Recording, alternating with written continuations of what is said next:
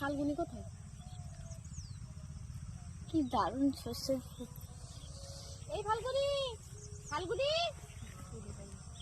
এ ফাল্গুনি, ফাল্গুনি, এ ফাল্গুনি।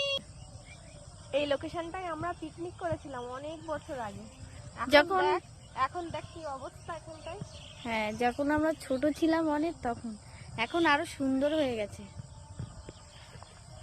আমার তো এখন যেতেই ভয় করছে, মানে ওর ভেতরে সাপ টাপ আছে কিনা, ওই জন্য আর যাবো না।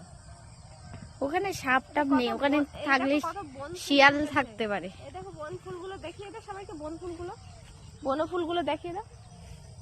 আরে এই সাইডটা আসো আমার সাথে। এই ফুলটা রাস্তার ধারেও হয়। এই সাইডটা আসো। Hello guys, welcome back to my channel. তো গাইস, তোমাদেরকে আমি একটা আজকে জিনিস দেখাবো। এই যে মানে পুরনো একটা জায়গাটা, আমরা এখানে একসময় প্রায় 10 বছর আগে পিকনিক করেছিলাম এই জায়গাটায়। এই জায়গাটার অবস্থা এখন কি হয়েছে দেখুন। তো এখানে খেজুরের রস নিতে আসে সবাই, অনেকটা খেজুর গাছ আছে, তো সবাই এখানে খেজুরের রস সংগ্রহ করতে আসে। তো তোমাদের আর একটা জিনিস দেখাবো, যেটা বাগানটা দেখিয়ে দাও, বাগানটার দিকে। এই সর্ষে বাগানটা দেখুন।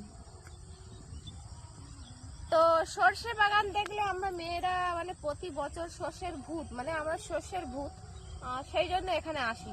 আর এই বনফুলগুলো দেখিয়ে দে একটু, বনফুলগুলো সুন্দর, এই বনফুলগুলো দেখিয়ে দে।